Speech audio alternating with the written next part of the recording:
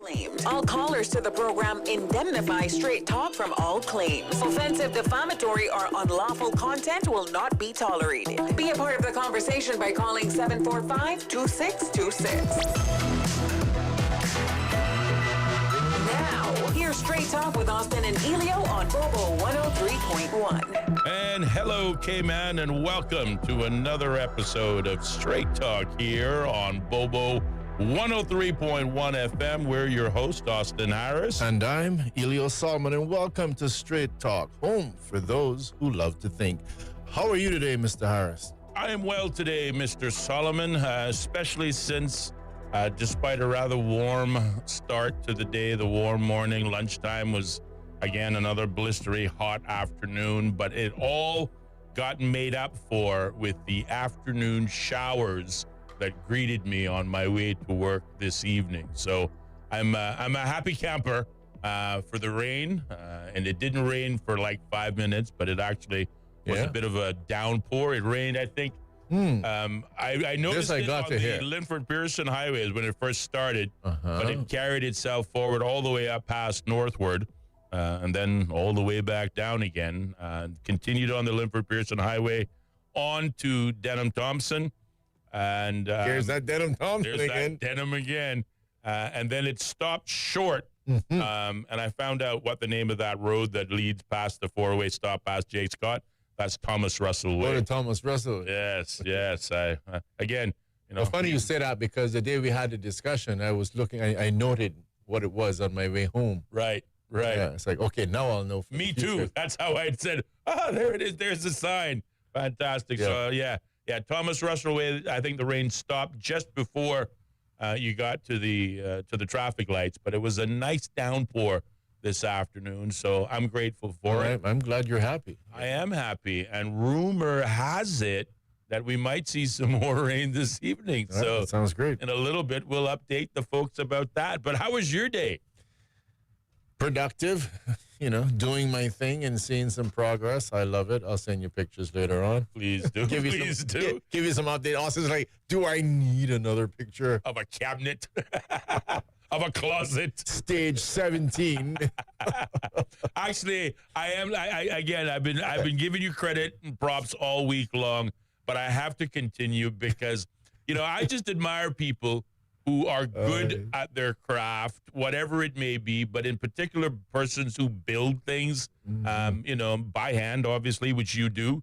I'm constantly impressed with it. And your cabinet/closet making skills clearly are in the ranking of the professional grades. I appreciate that. So bravo to you. Let me tell you, honestly, I sit and I marvel at it. I keep saying, isn't it amazing how we can just take materials and you do stuff? It's like, again, this is why you heard me with the conversations. Like, for example, we love the guy that owns the car, but not the guy who makes it. Yeah. Even when I don't know how to do the car thing, but I even actually chatted with a guy that does body work, and I said, I want to work with you for like 2 weeks. I want to learn how to do that. I don't know. It's just amazing. I love to see those skills. I think that's what the world is built on. Absolutely. Absolutely. Well, before we get on to the weather and then some of the good news stories of the day, why don't you remind our listening audience the exciting what's day coming up at 5 o'clock? Absolutely. So all of you who are listening, please share the information as well with some friends and family members. After all, sharing is caring. But just want again to remind you, we have a wonderful gentleman going to come into the studio today. Mr. John McKenzie is going to be coming to the studio. Over 55 years in the whole global maritime industry. And he's going to be sharing his knowledge with us. We're going to chat a little bit about specifically the cargo port. And, of course, we're going to squeeze a little cruise discussion out of there. Of course. And who knows what else will drip out, But it's going to be a wonderful discussion, and hopefully you'll join us by listening. And if you want to send in some texts, of course, you can do that. Make sure and take down the number. It's either voice messages or text, 928-2562. That's 928-2562. Or call in and join us as well, 745-2626. But it's going to be a wonderful discussion. Absolutely. And I think it's noteworthy to point out that whilst the referendum may have, put the nail in the coffin for the cruise berthing project that was previously proposed, still is the outstanding matter of a cargo port that still needs expansion, but the government has been, to use their words, tight-lipped about what their plans are in relation to any kind of ports. But hopefully today we will have the opportunity to hear firsthand from a professional in this industry outlining what were those projects, why were those projects first put on the table, what is the significance and or importance of those projects, and what does it mean to the ongoing survivability, profitability of the Cayman Islands economy. We're going to take a different viewpoint, not a political one, but a professional one, and we're looking forward to that discussion. So I think it's going to be, as Ellio pointed out, a conversation you definitely don't want to miss. And I want to thank you for that comment as well, because I think it's important to underscore what you just said. It's not a political discussion. You know, it's nothing about this government, past government, whatever. It's strictly about getting facts, the numbers, the figures, whatever it is, just getting the information out there so you and I can be much better informed. Absolutely. Thank you very much for bringing that up, Austin. You're more than welcome. And again, to the listening audience, that conversation kicks off right after the top of the hour news brought to you by the BBC, which we'll be pausing to take a listen to in about 20 minutes. In the meantime, I promised you potentially more rain this evening. Let's take a quick look at the weather brought to you by the Cayman Islands National Weather Service. Light and occasionally variable winds are expected to persist through this evening in association with a weak pressure gradient moving across the region that has been caused by Hurricane Erin. Some isolated showers are likely this evening as well as into Thursday as moisture gets, now here's a new word, advected across the region. I've never heard that word before. All right, I'm looking that up now. ADVECTED. As you look it up, let me continue with the weather forecast. Tonight, we can expect some evening showers, according to the weather forecast. Temperatures expected to dip to a low of 83 degrees Fahrenheit. Winds will be out of the west to northwest at 5 knots or less, so barely a whisper of breeze. And sea state will be smooth with wave heights of fewer than 2 feet. Temperature-wise, again, grateful for the afternoon showers. It has had a direct impact on the temperatures outside. Currently outside here on Godfrey Nixon Way, the temperatures almost cool, 84 degrees Fahrenheit, though it still feels closer to 94. But on the actual weather degrees, it's a big change from the usual 89, 90, maybe 91 that we experience this time of day. So the rain does play a role in the overall temperature that we all have to endure. Did you find the word? Actually, hold on a second. I'm just sending out links. And I did do a search, but let me go back to it in a second. 1 second. I just wrote. No problem. You look for it whilst I share a bit of good news. The first bit of good news, we've got at least one good news item and other items that may not necessarily fall in the good news category, particularly for all concerned, but they are very informative articles. As my colleague likes to say, you tune into this program for persons who like to think, and the other two topics included in the good news category that I've selected for you this evening are really informational bits of news. Certainly, I found them informative, and hopefully you will as well. I thought your advection, if you want. Go ahead. The word advected comes from the scientific term advection, which is mostly used in physics, meteorology, and fluid dynamics. Advection means the transport of something like heat, moisture, or particles by the flow of a fluid, air, water, etc. So advected equals carried or transported by a moving fluid. So I think that National Weather Service is saying, how do we mess with Austin? Well, it makes sense. That's to build his vocabulary. Yesterday we talked about Hurricane Erin that is moving in a northwesterly direction and about to make a turn out into the Atlantic in Bermuda direction, but carried behind it, much like you would from a boat, there's a wake. And in this case, this wake is in the form of air turbulence, wind, and moisture. So it makes sense that the moisture that is expected to come across the Cayman Islands both this evening and into Thursday gets advected across the region. So it is being carried on those air particles and otherwise currents, and thereby drifting in the south and the southwesterly direction into our area. So arguably, we are feeling the wake turbulence, for lack of a better word, from Hurricane Aaron. Grateful that's all we're getting from Hurricane Aaron, because it is a powerful, monstrous storm in and of itself. But again, thank you, Lord Jesus, for looking out for the Cayman Islands and keeping us safe this hurricane season is all I can say. So on to the good news. The West Bay Health Center opens a new dialysis unit. The Cayman Islands Health Services Authority has opened a new dialysis unit at its West Bay Health Center.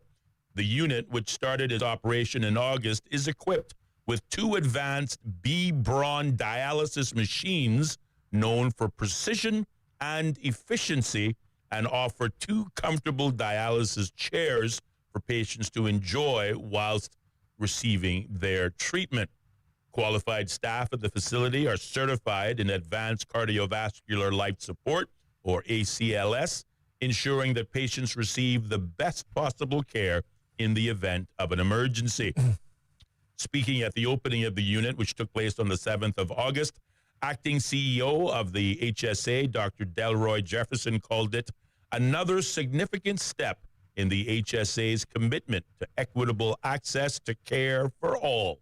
The hours of operation for the new dialysis unit are Mondays, Tuesdays, Thursdays, and Fridays from 8:30 a.m. to 4 p.m., and on Wednesdays from 12 p.m. to 8 p.m.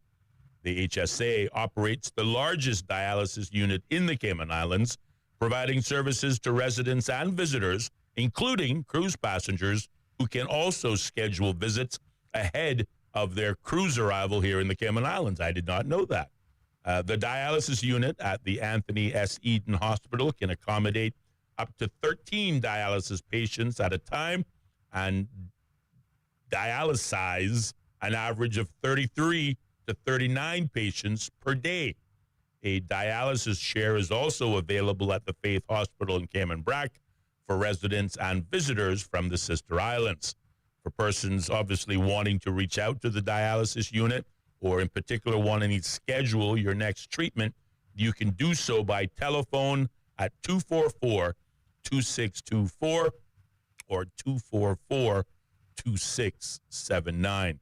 So you said they mentioned specifically cruise passengers. They did, apparently. Can I get that quote again? Yeah, sure. HSA operates the largest dialysis unit in the Cayman Islands, providing services to residents and visitors, including cruise passengers, who can schedule ahead of their visit. So presumably, there are persons who have been on a cruise in the past, but called ahead and said, listen, I need my dialysis. I need my treatment. Even though I'm on vacation, can I do so in the Cayman Islands when I make my stop?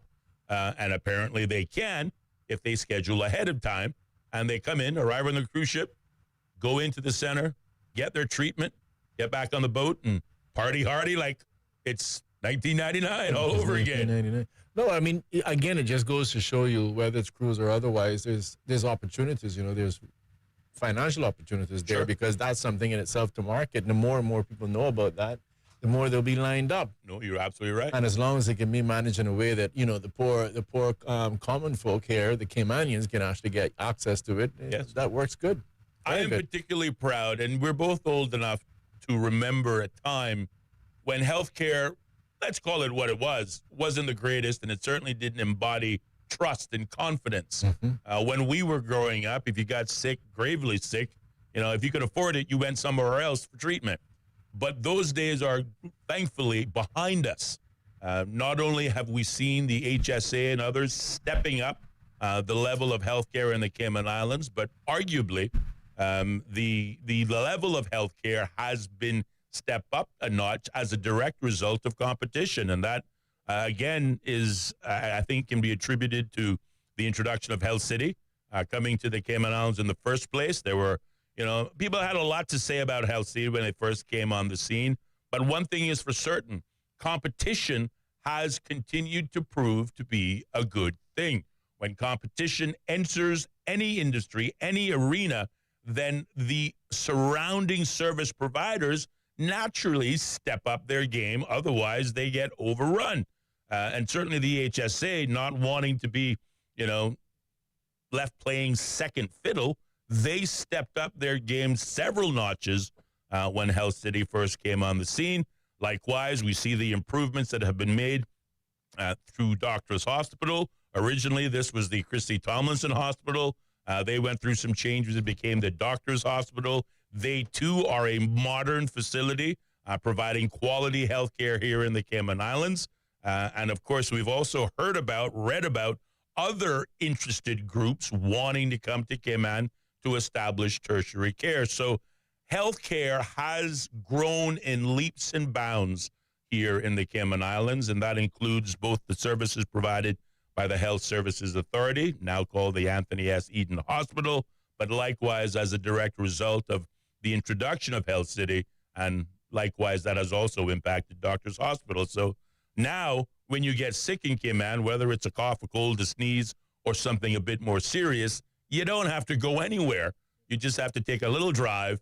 If you want to go to East End, you can. You want to stay in Georgetown, you can, but you got options, and that's a good thing. And it just really shows you, the standard of healthcare that we have now, and like you said, it's definitely different than it was when we were growing up.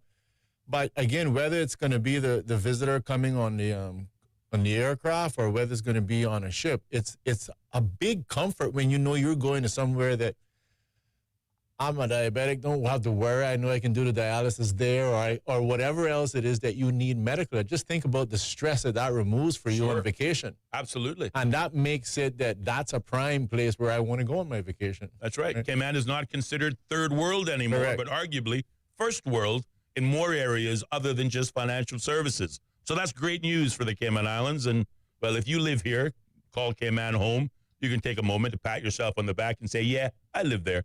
I'm pretty proud of it. Yes, I am. Sticking in the medical arena with the good news, or again, informative news, there was an article that appeared in today's Cayman Compass that said COVID-19 is no longer Cayman's main respiratory infection. Yeah. COVID-19 is no longer the leading respiratory illness in the Cayman Islands, according to Chief Medical Officer Dr. Nick Gent, who says the virus has now settled into the mix alongside other common illnesses.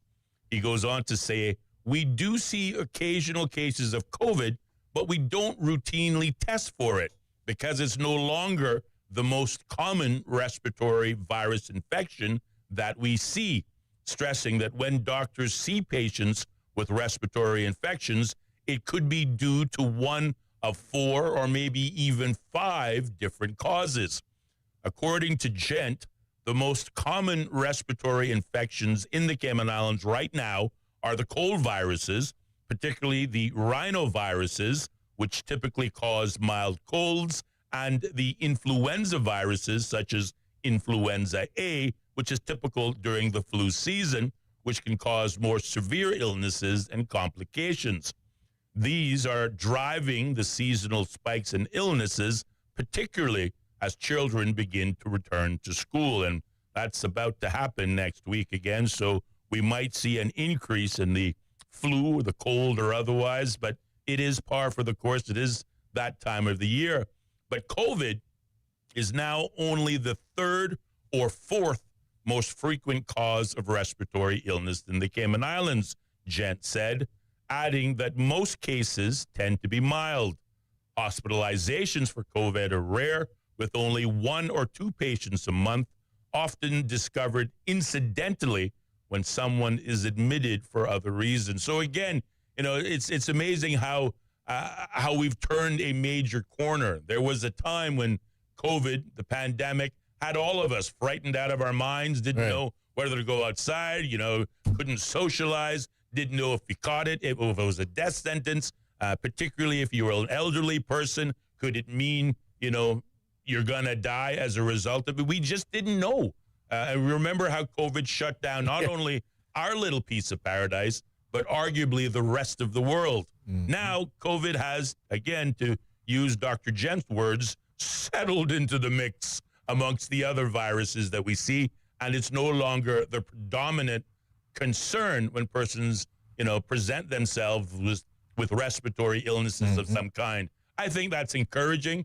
It just goes to show the cyclical nature of healthcare and illnesses, in the industry, I guess.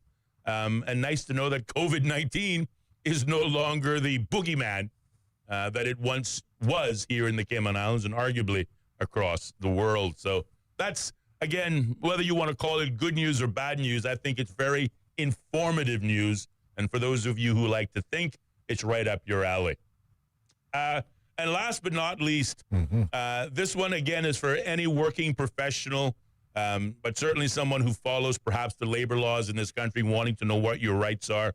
Many persons will remember the individual who worked at the Pines retirement home who challenged her termination, which she believed was on the grounds of breaching her human rights. Basically, an individual, and she's named in the media, Shelly Ann Bush, lost her job as an assistant daycare coordinator during the COVID pandemic after she refused to get vaccinated against COVID-19, which was mandatory at the facility. And after the Pines alleged that she attended work while unwell and infected others in the home. As a result of that, the Pines terminated her employment. She then subsequently took the Attorney General of the Cayman Islands to court on the grounds that under Cayman law, she, as an employee of a charity, was prevented from having her unfair dismissal case heard by the Department of Labor and Pensions. Charities, like the Pines, are excluded from the labor acts, so the department had refused to investigate her case. And just want to put that in context. If you're fired from the government or if you're fired from a nonprofit organization, you can't challenge that dismissal for unfair dismissal through the labor tribunals, which are normally available. So if you're in a private sector employee, for example, and your employer decides it's time for you to go, but you believe they did not follow the letter of the law, they didn't give you notice pay, they didn't pay you severance, they didn't pay you the required vacation leave or whatnot, you can claim unfair dismissal. You can take them before a tribunal, and if the tribunal agrees with your argument, then you could be awarded compensation for it. This is not the case for government workers. It's not the case for charity workers. On Monday, however, the Privy Council published in its judgment finding that Bush's inability to advance her claim of unfair dismissal against the Pines did not breach her right to a fair hearing under the Bill of Rights. The judges found that even though the Labor Act specifies that the legislation excludes charitable organizations, employees of charities did have other civil recourses open to them to challenge unfair dismissals. And in this case, largely, it would have been through the courts, not through the labor tribunals. Ms. Bush either did not know that or did not exercise that option. She could have challenged the position before the summary courts of the Cayman Islands. They would have heard it and undoubtedly formed a decision. But in any event, the Privy Council ruled that the Cayman Islands, the Pines, or the decision to terminate her was not a breach of International Bill of Rights because there was available recourses available for that individual. And I thought that was rather informative because I think in large part, Ms. Shelly Ann Bush is not alone. A lot of people who either work for government or arguably work for NPOs don't know that the Labor Tribunal isn't their only recourse for justice if they feel justice hasn't been served.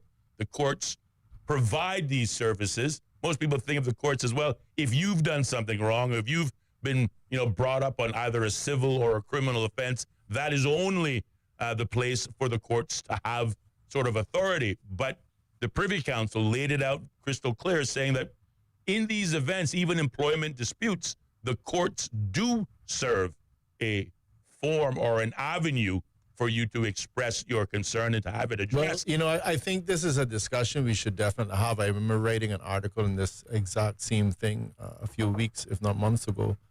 But it is something it's very interesting because, first of all, some of the things we need to ask ourselves is why have certain institutions been excluded from the labor law? Why is that?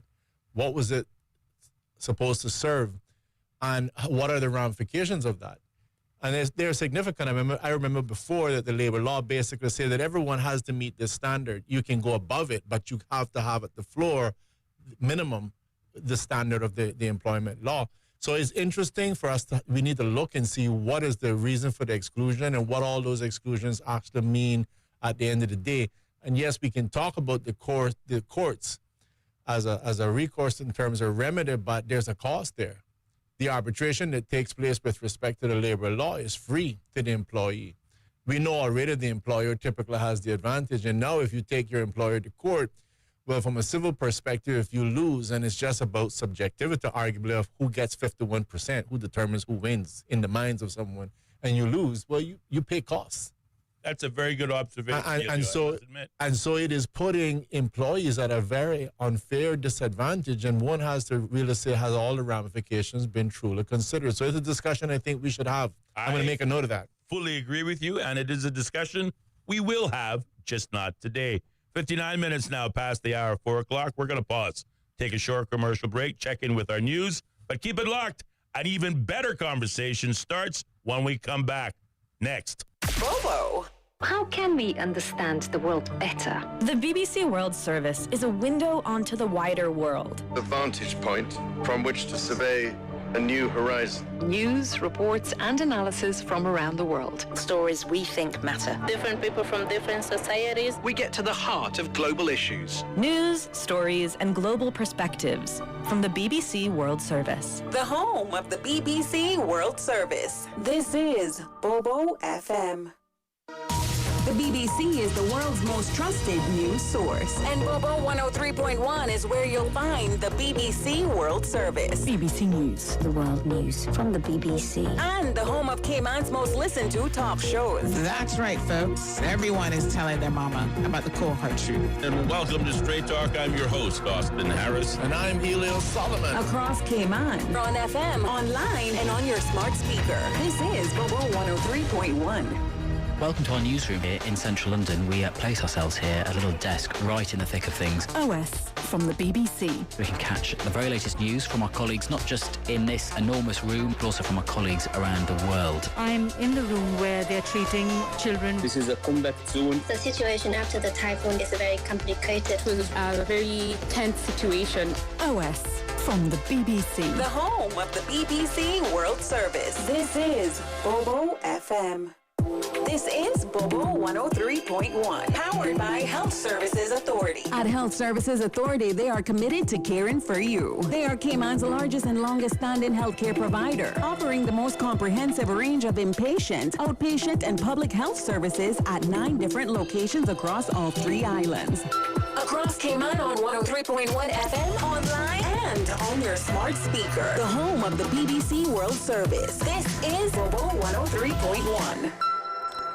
Hello, I'm Neil Nunes with the BBC News. An Israeli government spokesman has said Israel is no longer interested in partial deals after Hamas agreed to a 60-day truce and the release of half the remaining hostages in Gaza. With more details, here's our correspondent in Jerusalem, Emir Nada. Ahead of a formal response from the Israeli government, its spokesperson David Mensa has told the BBC that Israel is no longer interested in partial deals and wants to see all 50 hostages released immediately. As recently as last month, Israel had agreed to a deal based on the phased release of hostages. Its government now appears to have shifted and hardened its position in a manner which could demand an entire rewriting of the ceasefire negotiations. It's unclear when Israel will give its official response to the proposal, but the messaging of its officials will dash hopes that a deal can be struck to prevent its invasion of Gaza City. President Macron has reacted angrily to the Israeli Prime Minister's claim that his move to recognize a Palestinian state has fueled anti-Semitism in France. Describing Benjamin Netanyahu's accusation as erroneous and abject, the Élysée Palace stressed that France would always protect those of the Jewish faith.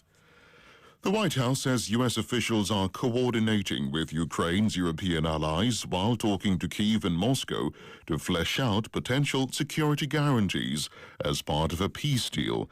Earlier, the White House press secretary Caroline Leavitt had this to say. The president has definitively stated U.S. boots will not be on the ground in Ukraine, but we can certainly help in the coordination and perhaps provide other means of security guarantees to our European allies. The president understands security guarantees are crucially important to ensure a lasting peace. Our correspondent at the White House, John Sudworth, said the Trump administration was keen to formulate a clearer stance on what kind of security guarantees would come into play. The White House and President Trump have put a lot of flesh on the bones. Donald Trump saying very explicitly that it wouldn't be U.S. troops on the ground, but there could be the possibility of U.S. air power being used to enforce whatever peace deal might be arrived at, and also European boots on the ground. A lot of positive mood music after those meetings in the White House yesterday, but at the moment there are more questions than answers about where this goes next. Mexican authorities have discovered 6 severed human heads beside a road in the center of the country. The remains are first reported by drivers using the highway. Local media say police also found a written message indicating that the men were killed in a settling of scores between drugs gangs. Organized crime groups in Mexico often use extreme violence to intimidate rivals.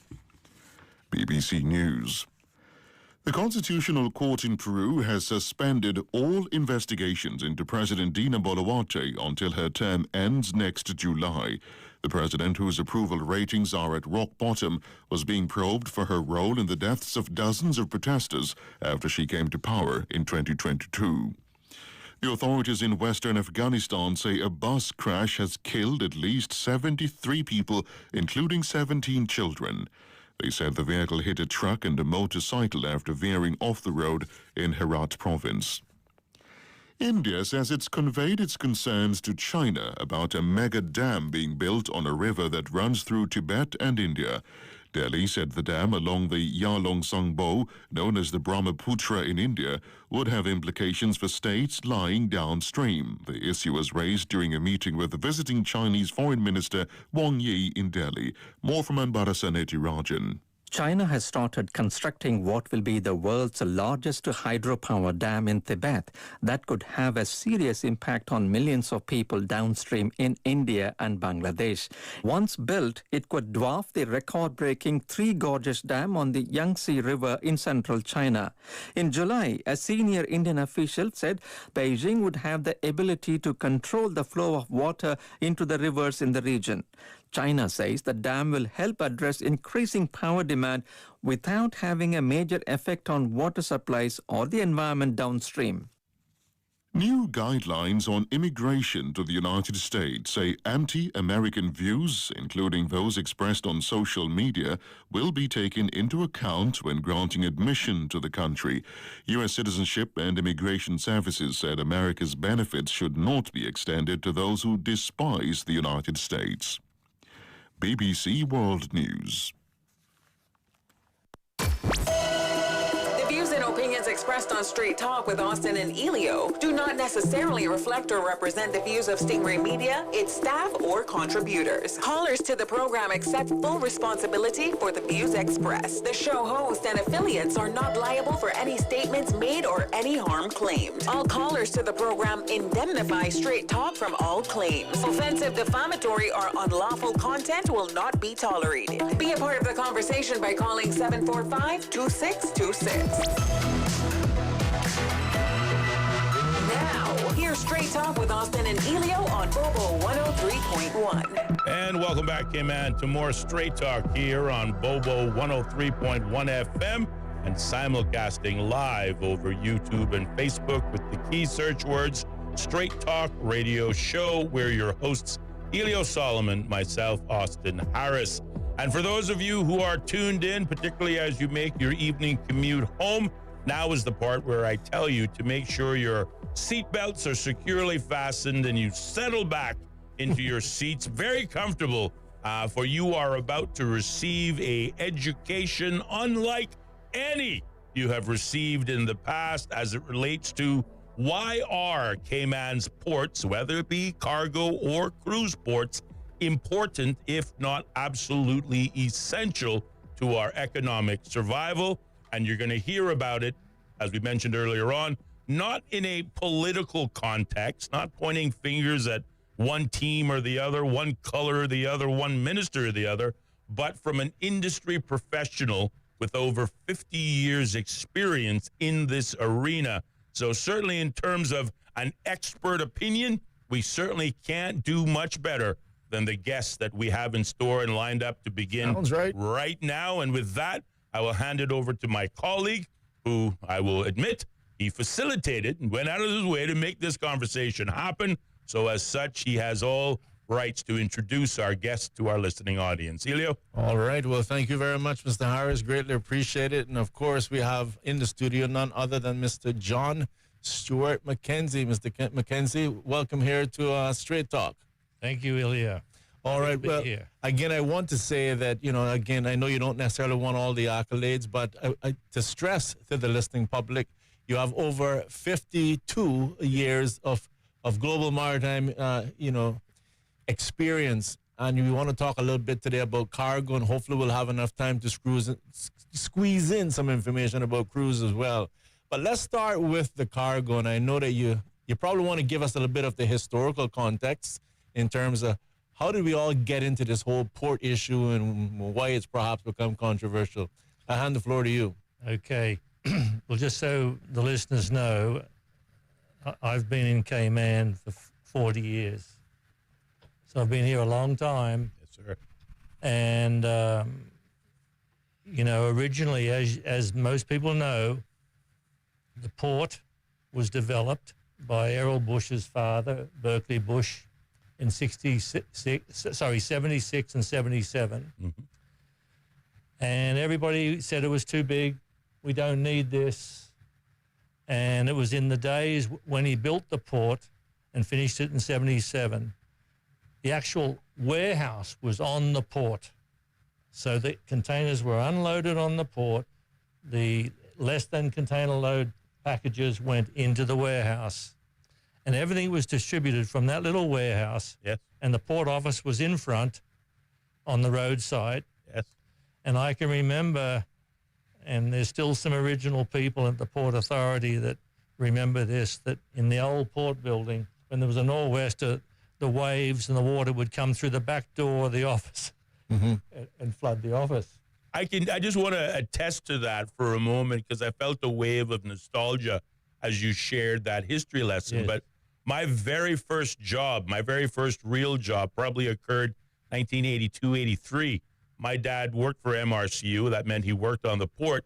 So I had a job on the port, and I remember that specific warehouse in particular that you're referring to. So I just thought I'd throw that out there. So I'm showing my age today. And they'll remember that Lemmy's Trucking, Mr. Lemmy, and Lemmy had this dispatcher called Slim, who was huge. Yes, right? Yes. And those trucks would go out of there with all the packages and boxes and crates, and that was the center of our port. There was nothing else. And it was just one berth and a little ro-ro berth in 77. And if I could just jump in to ask this, I mean, I've always heard that, there's always been the controversy around the port, whether cargo or otherwise. Do you remember that then? Yes. Oh, okay. And the thing is that from 1977, and I've got all the figures here, the statistics downloaded from the Port Authority website, which are available to the public, that 15 years later, after Berkeley finished the dock in 77, Berkeley's son, Errol Bush, who everybody knows, who passed, fairly recently, Errol Bush had to build a second port, and people forget that. And that second port is inland out at Industrial Park, closer to the airport. Yep. So every piece of cargo has to be trucked from the port downtown out to the cargo distribution center. And they demolished the warehouse on the port in town, and they built a whole new huge warehouse that is now too small. At Industrial Park. Correct. And in 15 years later, Errol did that. And then a few years later, the finger pier was damaged by Hurricane Roxanne in 1995. And then it sat derelict and fallen down. They couldn't use the finger pier. And we were still struggling with discharging lift-on, lift-off cargoes and ro-ro cargoes on the port, which was difficult. And then in 2004 and 5, Meisner Marine came in and they rebuilt the finger pier and they made it wider. And then they reclaimed and built more area to the north, and they did Royal Watler. So that was 2005. So basically we still got the same port with a single lift-on, lift-off berth for unloading containers, and a roll-on, roll-off berth, which is for seaboard sun, roll-on, roll-off ships or a barge. So nothing's really much has changed since 1977, and we're still using that same lift-on, lift-off berth. And what the public don't know is that ships aren't getting smaller, they're getting larger. Right. We are limited on what we can allow to come in and berth. We've got 5.3 metres in the corner, it's 12 feet deep. On the outer of the finger pier is 24 foot deep, and still there's ships coming in where they have to come in partially in, take off the cargo on the bow and lift up the bow, and then they pull it along the dock to discharge the rest of the ship. And this has been going on for years. And because of cruise tourism and the cruise ship passengers and the buses and everything, they can only work at night. They have 10 hours at night to work. And that's not much time to discharge a ship, load the trucks because they're going out of the gate at the same time, and bring down and load empties, bring down the empties and load the empties onto the ship. I mean, they do a fantastic job and they work hard. So I just want to underscore one point that you're making, or make sure I get full clarity on this. You're saying that on the south side of that finger pier that's for cargo, on the part that's furthest to the west, yes, the end of it is about 24 feet. 24 feet. And on the inside is 12 feet. And it's so low that the ship has to come in partially, starts unloading, so the ship rises enough to be able to go in all, oh my goodness. Yeah, and to the point, that's, using the relatively medium-sized ships. Yes. With the modern world that exists today, they're small ships, Austin. The big ships would never be able to pull that off. Right, and they want to bring in larger ships. Tropical and everyone want to bring in larger ships so they can do more than one port. Yeah. It makes economic sense. Sure. Would save us money and stuff as well. They have to charter or purchase small ships that can only fit into Cayman. And that's why Hyde have all small ships, Tropical have all small ships. They're all small ships when they would like to go to a larger feeder vessel. Indeed. If I may put this in more specific context for the listening audience, because we don't think about this on our average day-to-day life. We know we get used to the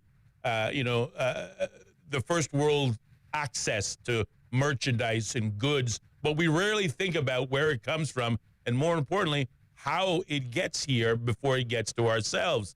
Cayman is a consumer country with a consumer-based economy. It produces very little and is therefore dependent on the outside world for virtually everything we use in our day-to-day life. That includes goods and materials that sustain ourselves and our economy, things like groceries, to household goods, to vehicles for transportation, to heavy equipment for industry, to construction materials, from everything from aggregate and cement. And all of those things come into this island first vis-a-vis that cargo port that was built in 1976. shipping globally carries over 90% of world trade. And if you look at 1977, when that port was finished and Berkeley lost his seat because of it, was too big. Mm-hmm. Yeah. The population was a little over 15,000 people. So we had a population of 15,000 people. Now we're getting up, like I'm seeing 75 and 80,000 people, and someone said to me recently, you're getting closer to 90. Yeah, we're like 84, 88, depending on who you ask and, when you ask. So we are 5 or 6 times the population of what we were in 77 with the same port. Same one. And arguably, again, this is so important because history has a way of coming back around. The same people, the same objectors that Berkeley Bush would have faced in 1976. We were itty-bitty, but we were growing. We had aspirations for ourselves, our economy. We wanted to be better than. But the objectors felt, what do we need this big monstrosity for? We just don't need it.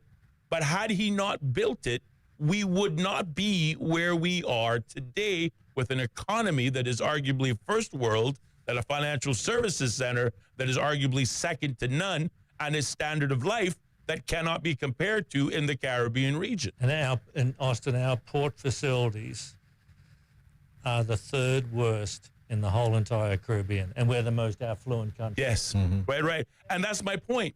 We don't show any signs of slowing down our growth model, but we haven't asked ourselves the fundamental question, how are we going to feed ourselves if we continue to grow? Let's forget about the building, whether it be hotels or, commercial buildings. Let's forget about the roads. But how are we going to feed ourselves and do all of those other things without growing the port? With 5 or 6 times the population, you got 5 or 6 times the consumption. Yes. And the thing is, this is critical infrastructure. Mm-hmm. It's a lifeline to this country. Without the port, without being able to bring in supplies, we can't exist. Right. We can't grow at all. We can't develop, and we have developed really well, with this little one berth port. But we have to do something. We have to look beyond our lifetime and plan beyond our lifetime. Because as Errol Bush found, that 15 years later we needed a new port. Yeah. And this is just my opinion now, it's not fact. But I think the only place left now that would be the most environmentally friendly place to put the cargo port is join up all the quarries in Bodden Town that are 50 feet deep. They've been dug 50 feet deep. One day, I'm not saying now, we can't afford it. But join up all the quarries and you would have a massive inland port, and you would build your infrastructure out there, your warehouses and your terminals and all of this. Everything would go out there. So a quick question, because I definitely want to, we'll definitely get in some discussion on that one, but we're talking about population growth now, say 600% or something. You're talking about 6 times as much. 6 times, yeah. And yet at the same time, we're still using the exact infrastructure that was built back in 76, 77.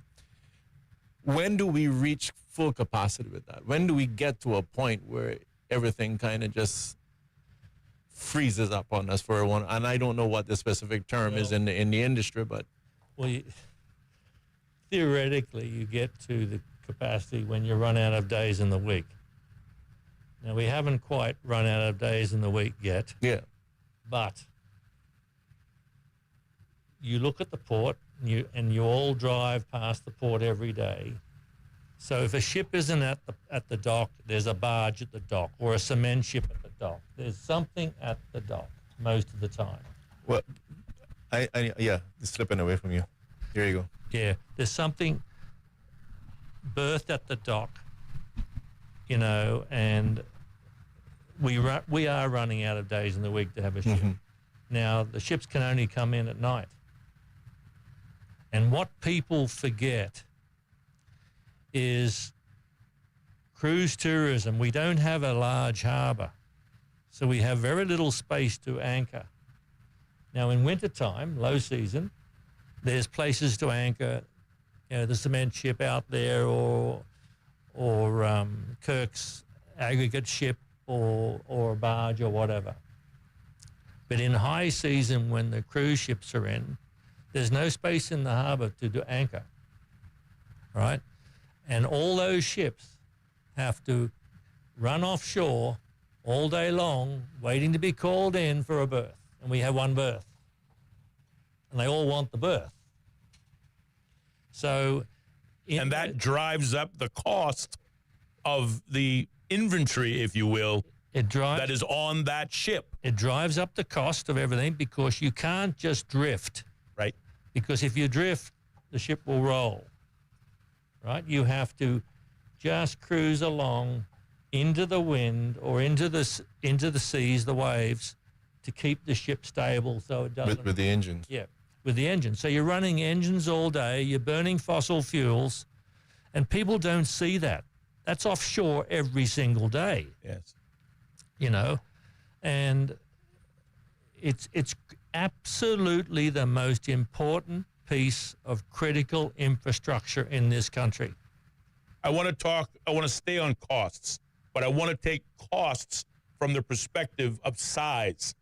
Because a lot of people in this country, we learned this during the cruise port referendum debate, yes, that a lot of people have this aversion to bigger cruise ships, thinking that is the bane of our existence, albeit we recognize it is the way of the world. Cruise lines are not building smaller ships, but they're building bigger and bigger ships.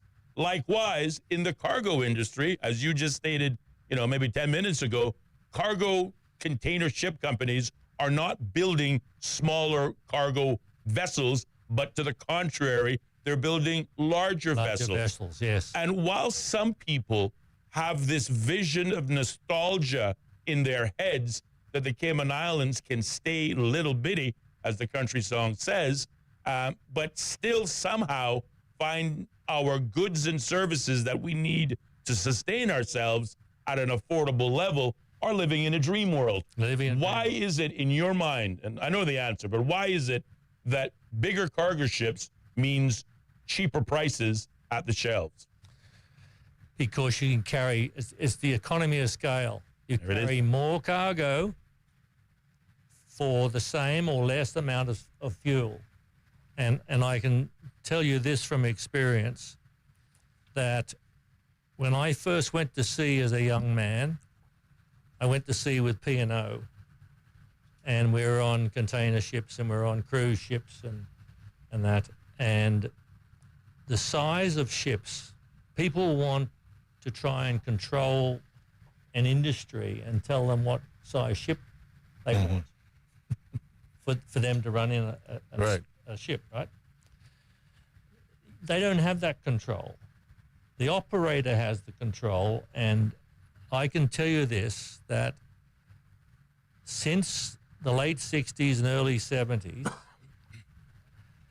each type of ship, whether it be a bulk carrier, or whether it be a cruise ship, whether it be a tanker, or what it is, they have increased in size a factor of 10 times. So when I first went to sea, a large cruise ship was 600 passengers, and you had the global cruise ships like the Oriana and the, you know, they were 2,000 passengers. But a fair-sized cruise ship was 600. They're now 6,000, right? A bulk carrier was 40,000 tons for a Handymax, and Panamax was 60,000 tons. The bulk carriers now, a Cape size is 200,000 tons, and the Valet Max from Brazil is 400,000 tons to carry bulk to China, whether it be bulk iron ore or coal or whatever. Big difference. So the ships have grown in size. Our ships down here haven't grown in size because we don't have the water. And we need more space to store loaded containers and empty containers and allow the ships to come in during the day for the efficiency of the port, separate them from crews, and allow them to unload the ship and load the empties back on the ship down there without any trucks going out the gate during the day. And make use of the whole day. Indeed. We do have to pause in about 45 seconds, but I just want to capture this point because I think it will be essential to the wider discussion. You know, a larger modern port would lead to improved efficiencies, reduce delays, and enable the island to continue its amazing growth spurt, but also to allow larger ships, again, the economies of scale, more ships, more volume, lower prices at the shelves, and that impacts businesses, retailers, wholesalers, but more importantly, household consumers. You and I, who complain about the rising cost of living today, would receive a benefit if we recognize the value of going bigger rather than staying little bitty. Keep it locked. We'll be back with more.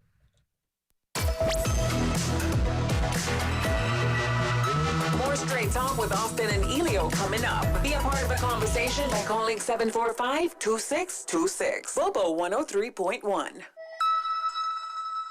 Visit Healthcare Pharmacy's second location in Governor Square, servicing West Bay and the 7 Mile Beach Corridor with the care and professionalism you have come to expect from Healthcare Pharmacy. Healthcare Pharmacy in Governor Square also stocks a huge selection of Hallmark and shoebox greeting cards, vitamins, sunblock, last minute and everyday needs. To refill and transfer your prescriptions, simply WhatsApp 329-7313 or visit healthcarepharmacy.ky or drop by Monday to Saturday from 9 till 6. The Office Hero. To claim this title, you have to make an exceedingly wise decision. Do something that benefits staff, impresses clients, all while keeping expenses low. Are you ready to be the Office Hero? Here's what to do. Call Hughes Cleaning Service. Hughes Cleaning Service will make your office shine and you a hero. Dusting, vacuuming, windows, sanitizing, and more. Hughes expert cleaners will make your office a healthy, immaculate, impressive workspace. Call 949-0734. Visit hughes-janitorial.com. Hughes, you get more than clean. Drinking water is vital to our health. At Cayman Water, we use reverse osmosis desalination to ensure safe drinking water. A semi-permeable membrane allows fresh water to pass through, blocking out contaminants. Then, we finish with a post-treatment process and conduct frequent extensive testing to ensure that you get healthy drinking water with an average pH of 7. Not only is water out of your tap safe to drink, it's approximately 400 times less expensive than bottled water. Help to reduce plastics and save our planet. Cayman Water cares. Learn more at caymanwater.com.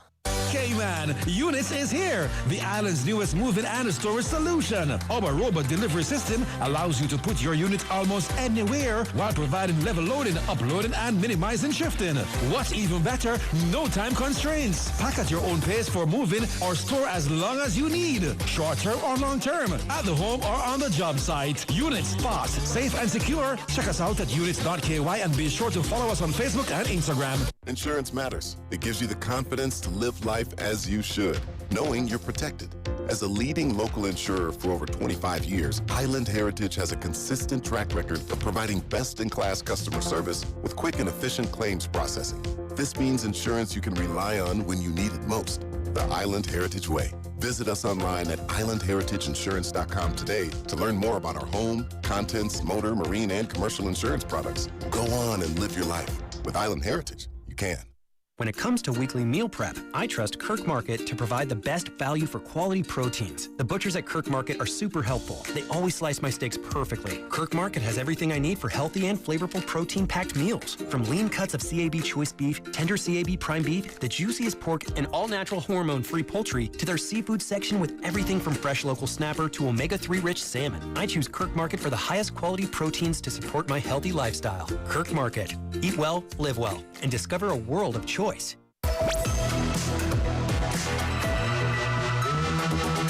Cayman on FM, online, and on your smart speaker. This is Bobo 103.1, powered by Health Services Authority, committed to caring for you. The views and opinions opinions expressed on Straight Talk with Austin and Ellio do not necessarily reflect or represent the views of Stingray Media, its staff, or contributors. Callers to the program accept full responsibility for the views expressed. The show host and affiliates are not liable for any statements made or any harm claimed. All callers to the program indemnify Straight Talk from all claims. Offensive, defamatory, or unlawful content will not be tolerated. Be a part of the conversation by calling 745-2626. Now, here's Straight Talk with Austin and Ellio on Bobo 103.1. And welcome back, K-Man, to more Straight Talk here on Bobo 103.1 FM and simulcasting live over YouTube and Facebook with your host, Ellio Solomon, myself, Austin Harris. But the big news today is not either one of us, but the guest that we have in studios today sharing his knowledge with you, the listening audience, not seeking political office, not looking for higher earnings or even a job, but sharing with you the cold hard facts behind the whole notion behind the cargo port expansion project. And that also includes the cruise port expansion project, where it started, why did we even start having this conversation? Why does it matter to all of us, both now as well in the future? Our guest, Mr. John McKenzie. And we're going to continue the conversation. Hope you're enjoying it. I know we are. No, absolutely. And I can see that, this discussion is good. We're probably going to get up into overtime. We're probably going to have to bring you back in here, Mr. McKenzie. But as my colleague was saying, it's clearly crucial, and you talked about it, the fact that, our population has grown at least 6 times. It is a case that we have to see the benefit for the country and for ourselves in terms of lower prices, for the economies of scale, if you can get larger ships and stuff in here. You also started to throw out a possible solution of the quarries. But before we go there, I think the question I want to ask and carry us in this direction for now is, we know where we're at now with this finger pair and the lower draft, 24 on the one end and 12 on the other. But is there some way, is there a possibility to actually extend it a little bit, get a little bit more out of what we already have before we move on to something else? We need to follow in that original port project here, which included the cruise port and the cargo port expansion. And there's multiple designs in there. And well, for the benefit of the listening audience who cannot see, I was going to say, very massive reams of documents that you brought with us. Two big binders. What does those binders represent? 2,400 pages of research and scientific study. There was a company called Baird and Associates from Canada, and we worked with them very closely. I did a lot of the work, and I did some of the design work, and we installed all the instruments, scientific instruments, in the water for them to do this document. So there were ADCPs placed down the beach, right, and up near Sunset and further on, and in the harbour. And ADCP stand for? It's a scientific instrument that measures current and waves and all sorts of information.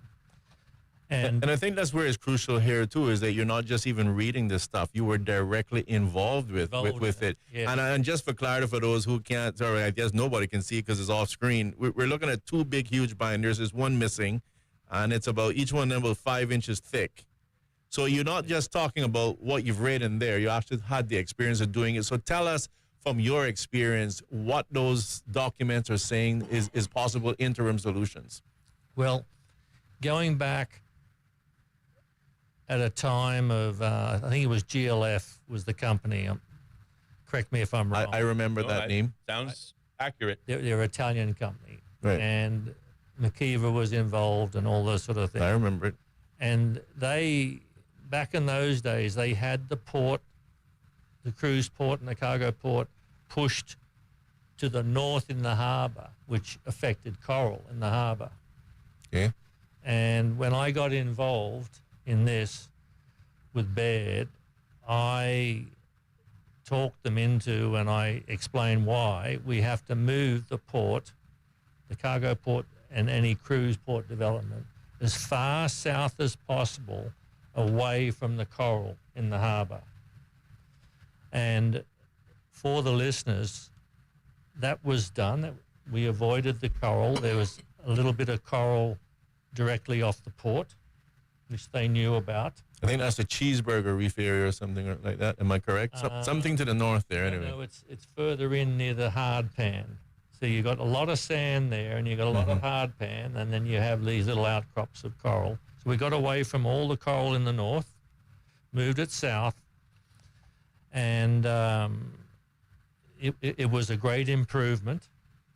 And the piers missed all the coral.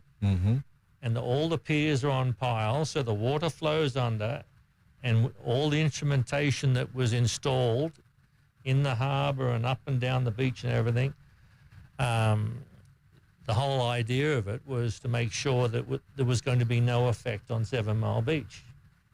Correct. And I actually sat opposite Dr. Richard Seymour, who was a Scripps Institute coastal engineer employed by the DOE to do a study of currents and sand movements around the island. We were sitting in the DOE boardroom, and he was opposite me, and he did a study, and he explained about how the sand is produced, where it's produced.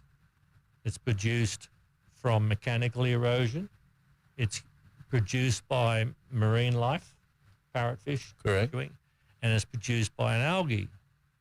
So he called it a sand conveyor. So the sand conveyor in the prevailing weather going from east to west runs along the south coast, gets to Sand Key, and goes over the wall. Lost. Yeah, that's what I read as well. Right. Yeah. And then the north coast sand, as you know, goes to Northwest Point.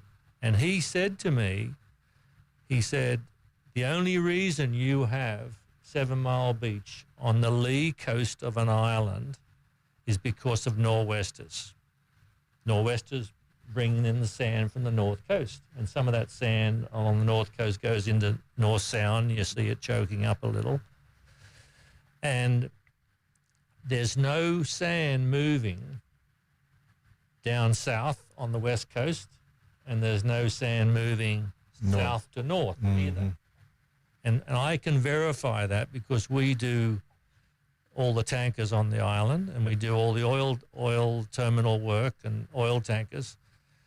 So we know the currents because we work in those conditions. And there's a current, a rip-roaring current going from north to south offshore, and then there's an inshore current going from south to north, which takes away the sand on 7 Mile Beach. And just for clarity, I mean, you talk about the piers and you talk about the fact that, I guess the pylons and stuff in terms of allowing for flow of water and or sand. But in fairness, again, to what you've just talked about with Dr. Richard Seymour, yeah. That really isn't an issue at all because there's not an issue. So you're just almost doing it for mental application because there's no real sand drift there. But some people said we would lose 7 Mile Beach if we built a cruise port. And with all the instrumentation that was installed and studied, and Smith Warner from Jamaica, they came over and downloaded all the information every month from all those instruments. We'd pull them out for them, and they would download the information, and they would study it. And they found there was no risk on 7 Mile Beach. But why is it? Why is it? I think that's important. Yes. That these fears that have been allowed to perpetuate, arguably that we heard again just before the elections and the referendum, it is simply not true. Why is it that you have, this is the part that bothers me, because again, someone called the program just yesterday. And you may or may not be able to answer this, but considering that Dr. Richard Seymour wasn't some guy that just showed up and decided to do this, he was brought in under the umbrella of DOE, the Department of Environment. Why is it that they're obviously in possession of these facts, but somehow it's not being able to be disseminated to the public who desperately needs it? I have his report. I mean, we should have this as an official comments coming from DOE, I would imagine, saying, no, that's not the case. And here's the reports to prove it, or the studies. And there's, in that in that original study of the cruise port and the cargo port expansion in itself, the what was placed in here was exactly what I said. They moved the port further west out Right. to deeper water for the larger ships, and they kept the smaller ships close to the port building and things like that. Mm-hmm. And they created more space, and they need more space further out for storing containers, so they can work the ship during the day without trucks going out the gate. You don't want that with cruise passengers walking around. And then the cruise port is not just for cruise. The cruise port is for other ships. Navy ships calling, Coast Guard vessels calling, a car carrier coming, bringing cars here rather than dropping off all the cars in Jamaica. You know, a larger bulk aggregate ship coming in. So those piers can be used for multiple other things.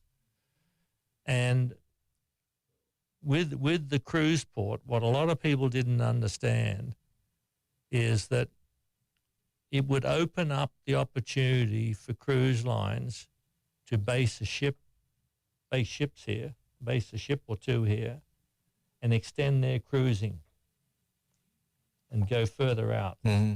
So they'd supply the ship, they'd do a passenger change and a crew change here. That would eventually happen. And like this week when I read that article in the paper. Read the article in the paper about extending the airport, and they want to bring in larger planes and directly from Europe with a full load of fuel being able to be loaded on board here and that. So I'm driving past the Grand Hyatt, and I'm wondering, I wonder how many rooms that Grand Hyatt is. How many people can they have? So I called up, and there's 382 rooms. So you've got 764 people in that hotel. Mm-hmm.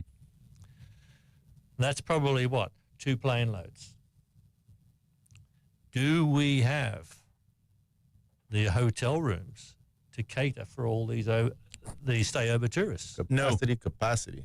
Certainly not if we plan to go into Europe, as the Department of Tourism and otherwise are recommending. Yep. The reason behind expanding the runway is to, again, lure visitors who normally don't choose the Caribbean, let alone the Cayman Islands. But to your point, even if we did it, we have nowhere to put them. And we know, because we look after crew changes and things like that, we know that in the high season, we can't find a hotel room to put those crew in. I want to ask you the $64,000 question, right? You've been involved in this from the 70s. And again, we're talking to someone that's hasn't just read the reports. You kind of did the work and helped write the reports. Let's put it that way. So you've seen this from the beginning with Mr. Berkeley Bush and the challenges that he has. What is it today that you think, in your opinion, has caused us to get to the point that we now have a referendum where the public has voted no? Where is this resistance for cruise tourism, cruise pairs coming from? Well, a lot of people who know me, and I have to say mainly women, because they would ask me what I thought about the cruise port and the referendum, all this sort of thing. The cargo port is the most critically important infrastructure in this country, and it shouldn't be a referendum item.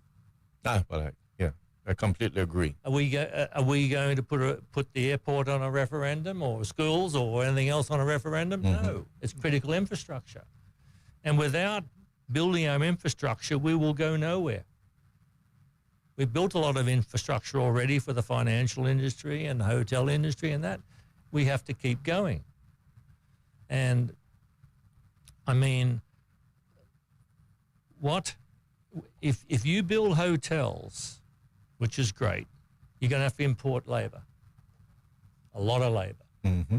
Then you have to house that labor, and you got to feed that labor. And those cruise ships that you see out there, they're a floating hotel equivalent to 8 to 10 times the size of the Grand Hyatt. And you don't have to worry about employment, don't have to worry about all the employees. No, you don't have to worry about that permanent infrastructure that comes and it leaves. That's right, it comes and leaves every day. 5:48 and counting. We have to pause and take a short break. But I want to, again, just zoom in. Everything that has been said to cause the public to be afraid of whether it be cargo port or cruise port, that we will lose 7 Mile Beach, that the environment's at threat, is and has been proven to be an outright lie. It is not based on fact. There is no evidence to support these claims, whereas there is evidence to support, just off to our right, what we're saying here, that sand will not be moved, 7 Mile Beach will not be at risk, but more important, critical infrastructure should not be a referendum question. No. We'll be back with more with Mr. John McKenzie. Oh, sorry, my bad. We have 10 more minutes left. Oh, you were thinking it was 58. Yeah, I was thinking it was 58, but it's 49. My bad. So, again, as I was saying, though, we have allowed ourselves, and I think this is a very important, if not crucial point. Mm-hmm.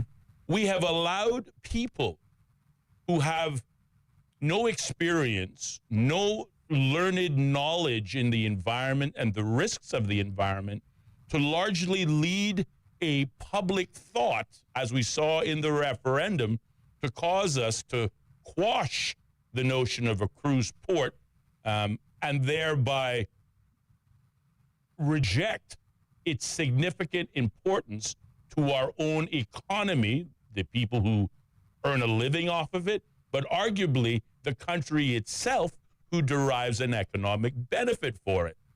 Now we're saying, and now we see from our current crop of politicians, that their vision is calling for perhaps pushing cruise to a side and embracing stayover. So much so that we're having a almost identical conversation in the expansion of the runway.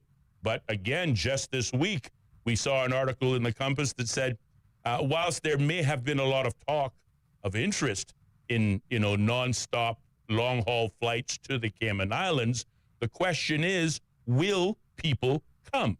The Cayman Islands and the Caribbean are not traditionally the first choice for European travelers for a variety of reasons. Number one is the distance, the length of time it takes to get to the Cayman Islands or the Caribbean.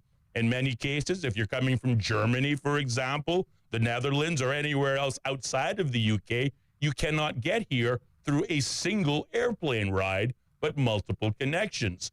And then, of course, there's the conversion in terms of the value of money.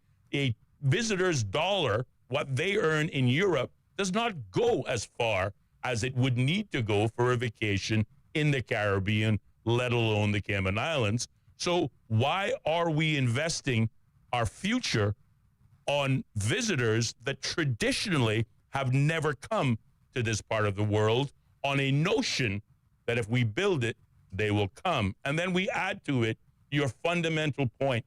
Let's assume that we live in the dark. We are mushrooms, never see the sunlight. We're always kept in the dark. And we build an expanded runway. And we say we are going to build it and they will come. When they do come, where are we going to put them?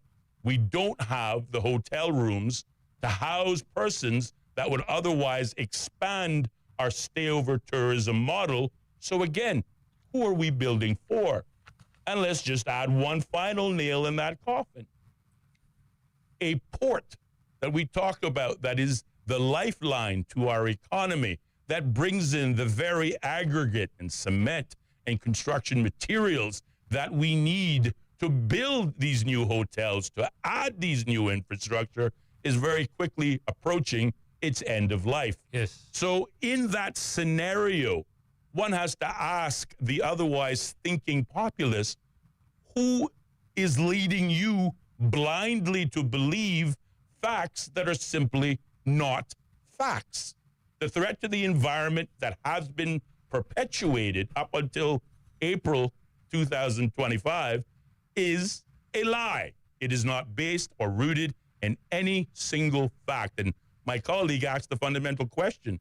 You have reports. We have reports. We have scientific tested evidence. Why isn't the DOE? Why isn't the government? Why aren't these documents in the public's hands? You also have the financial reports done by all the big accounting. So this 2.7 is only for the EIA. There's probably another couple of million for all the other reports that the government did for this project, and, it's really, really important to think about things like the cruise industry here locally supports 4,000 to 4,500 people. So what do you do? Just ignore those people? Yeah. It's not fair. And I ask people, why are you against it? When the most environmentally friendly decision was not a no vote. A no vote was that the ships, and you see the ships out there at anchor, and because of COVID, all the small cruise ships have gone to scrap in Turkey, Pakistan, India, Bangladesh. They've all gone to scrap earlier than what they planned originally. Now they're building these mega ships that you've seen. They're coming in here, whether it be Celebrity Line or whether it be Royal Caribbean. And they're 6,000 passengers or 7,000 passengers. They can't anchor. They're a huge ship, and they don't want to take the risk if the wind changes or whatever, and you'll see them every day. Most of them are thrusting. They're on thrusters all day long, burning fossil fuels, exhaust emissions. All of that's going on when they could be tied up. All they're mostly electrical ships now, right? Electrical thrusters.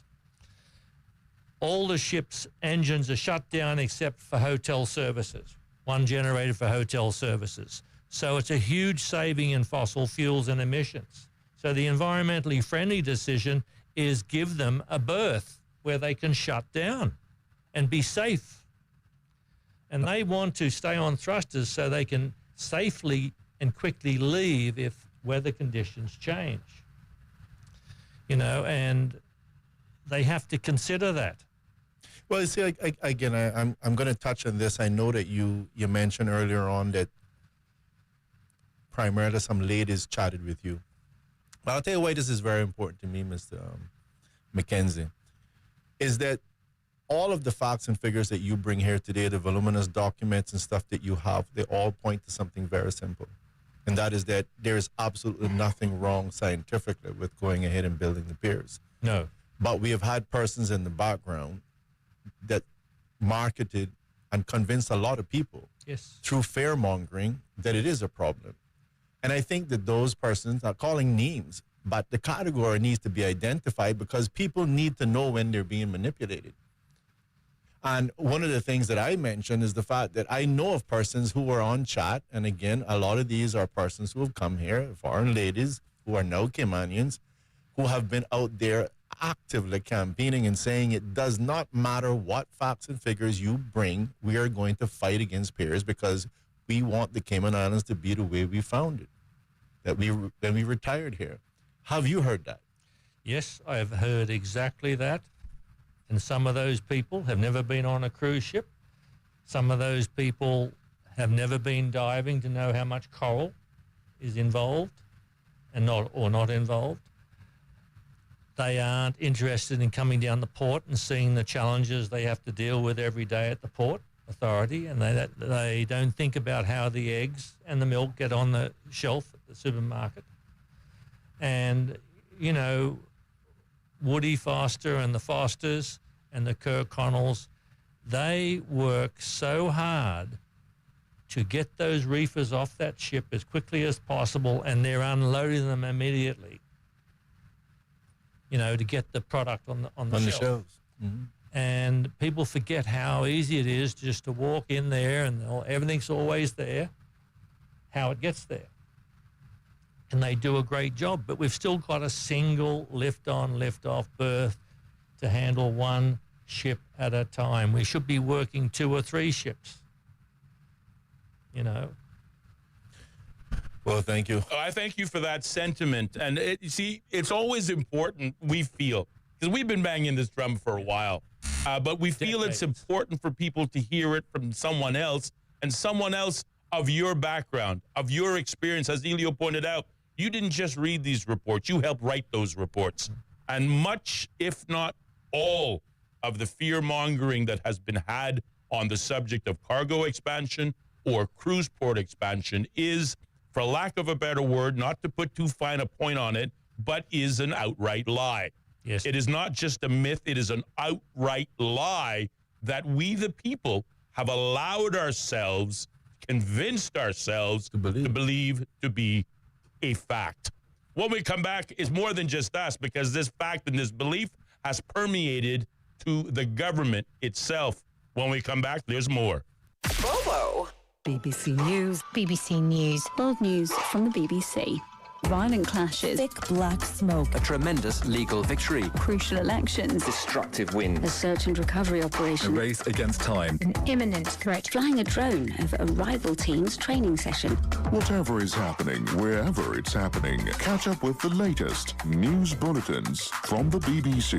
The home of the BBC World Service. This is Bobo FM. The BBC's From Our Own Correspondent. In today's Russia, no one is allowed anywhere near the political stage if they pose a serious challenge to Vladimir Putin. Stories and reflections from our reporters around the world. There is a major sense of insecurity here. More people are coming in from Sudan every day. From Our Own Correspondent from the BBC. The home of the BBC World Service. This is Bobo FM. How can we understand the world better? The BBC World Service is a window onto the wider world. The vantage point from which to survey a new horizon. News, reports, and analysis from around the world. Stories we think matter. Different people from different societies. We get to the heart of global issues. News, stories, and global perspectives from the BBC World Service. The home of the BBC World Service. This is Bobo FM. This is Bobo 103.1, powered by Health Services Authority. At Health Services Authority, they are committed to caring for you. They are Cayman's largest and longest standing healthcare provider, offering the most comprehensive range of inpatient, outpatient, and public health services at 9 different locations across all 3 islands. Across Cayman on 103.1 FM, online, and on your smart speaker. The home of the BBC World Service. This is Bobo 103.1. Hello, I'm Neil Nunes with the BBC News. The White House has refused to rule out using military force to combat drug trafficking gangs in Venezuela. 3 U.S. warships with Marines on board have been deployed to the southern Caribbean after Washington designated several cartels as terrorist organizations. The White House spokesperson Caroline Leavitt said Washington does not recognize Nicolas Maduro as Venezuela's leader. President Trump is prepared to use every element of American power to stop drugs from flooding into our country and to bring those responsible to justice. The Maduro regime is not the legitimate government of Venezuela. It is a narco-terror cartel. In Maduro, it is the view of this administration, is not a legitimate president. He is a fugitive head of this cartel who has been indicted in the United States for trafficking drugs into the country. Mexican authorities have discovered 6 severed human heads beside a road in the center of the country. Organized criminal groups in Mexico often use extreme violence to intimidate their rivals and the general population. Our Mexico correspondent is Will Grant. The 6 severed heads were found in the early hours of Tuesday morning on a road which links the broadly peaceful states of Puebla and Tlaxcala. Local media has reported that a blanket was left next to them with a message issuing a warning to rival gangs apparently signed by a group called La Barredora, meaning the sweeper. It is the same name as a little-known criminal group operating in the western state of Guerrero, but it isn't clear if they were behind the attack or why. So far, the federal authorities have not commented on the grisly killings. They come amid a major crackdown by the administration of President Claudia Sheinbaum on fentanyl trafficking. An Israeli government spokesman has said Israel is no longer interested in partial deals after Hamas agreed to a 60-day truce and the release of half the remaining hostages in Gaza. David Mencer told the BBC the priorities of Prime Minister Netanyahu had changed since a previous ceasefire and said all the hostages had to be released immediately. To free Gaza, get our people back, we must rip Hamas out, root and branch. We don't want to occupy Gaza. We just want Hamas to be erased so that Gaza can breathe. There was a partial deal on the table a while ago. Israel accepted it. Hamas walked away. Now that Hamas know that the Prime Minister is serious about destroying their last strangleholds in Gaza City, now they've changed their tune. President Macron has reacted angrily to the Israeli Prime Minister's claim that his move to recognize a Palestinian state has fueled anti-Semitism in France. Describing Benjamin Netanyahu's accusation as erroneous and abject, the Élysée Palace stressed that France would always protect those of the Jewish faith. It said the current period demanded seriousness and responsibility, not confusion. BBC News. The authorities in western Afghanistan say a bus crash has killed at least 73 people, including 17 children. They said the vehicle hit a truck and a motorcycle after veering off the road in Herat province. The bus was carrying Afghan migrants deported from Iran. The Constitutional Court in Peru has suspended all investigations into President Dina Boluarte until her term ends next July. The president, whose approval ratings are rock bottom, was being probed for her role in the deaths of dozens of protesters after she came to power in 2022. Ms. Boluarte denies wrongdoing. India says it's conveyed its concerns to China about a mega dam being built on a river that runs through Tibet and India. Delhi said the dam along the Yarlung-Tsangbo, known as the Brahmaputra in India, would have implications for states lying downstream. Here's Anbara Rajan. China has started constructing what will be the world's largest hydropower dam in Tibet that could have a serious impact on millions of people downstream in India and Bangladesh. India's concerns were raised during a meeting with the visiting Chinese Foreign Minister Wang Yi in Delhi. China hasn't commented on those discussions, but earlier Mr. Wang said that two countries should regard each other as partners instead of adversaries. China says the dam will help address increasing power demand without having a major effect on water supplies or the environment downstream. New guidelines on immigration to the United States say anti-American views, including those expressed on social media, will be taken into account when granting admission to the country. U.S. Citizenship and Immigration Services said America's benefits should not be extended to those who despise the United States. BBC News. The views and opinions expressed on Straight Talk with Austin and Ellio do not necessarily reflect or represent the views of Stingray Media, its staff, or contributors. Callers to the program accept full responsibility for the views expressed. The show host and affiliates are not liable for any statements made or any harm claimed. All callers to the program indemnify Straight Talk from all claims. Offensive, defamatory, or unlawful content will not be tolerated. Be a part of the conversation by calling 745-2626. Now, here's Straight Talk with Austin and Ellio on Bobo 103.1. And welcome back, K-Man, to more Straight Talk here on Bobo 103.1 FM and simulcasting live over YouTube and Facebook under the key search words Straight Talk Radio Show. And we are earning the name on the door today as it relates to the realities, the facts, the truth behind the cargo port project and the cruise project, and the importance both play to the long-term survivability of the Cayman Islands economy. And we're doing so with a person who doesn't have a horse in the race, who isn't trying to seek a vote for office, and isn't looking for a job.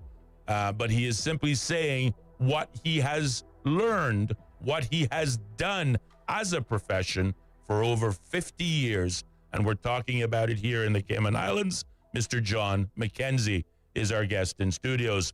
We are on the tail end of our discussion, so we obviously want to at least give the listeners an opportunity to chime in if they wish, maybe ask a question. I would love to hear from some of the naysayers and those persons who otherwise suggested that building an expanded cargo port or a cruise port would kill the island and destroy the country's economy and the natural environment. Because as we've stated, those statements are simply not rooted in fact. They are a myth. They are a lie. There is no evidence to support that claim. We'd love to hear from you today if you got the guts to call. 745-2626 is the number in studios.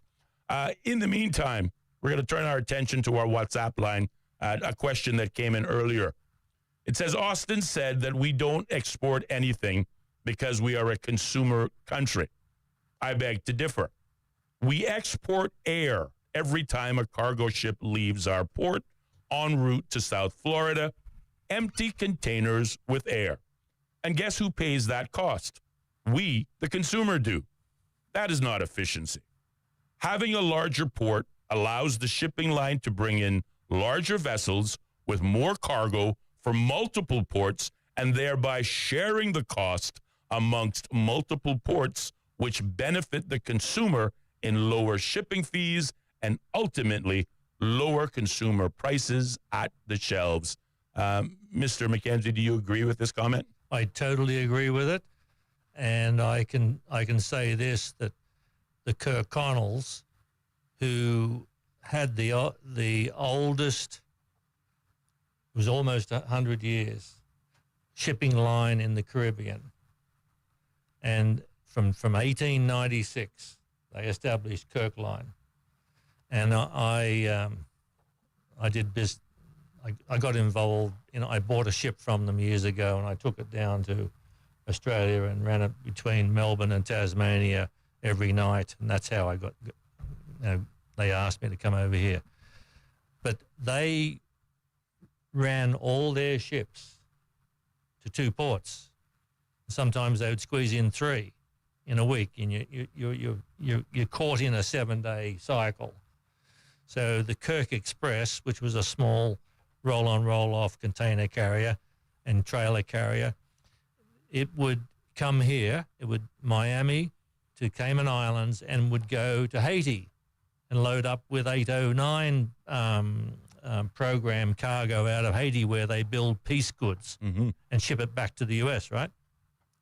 Or they would go to Montego Bay as well. And they had ships running down to Kingston that also sometimes go to Montego Bay or some other port. And that's where we need to go back to.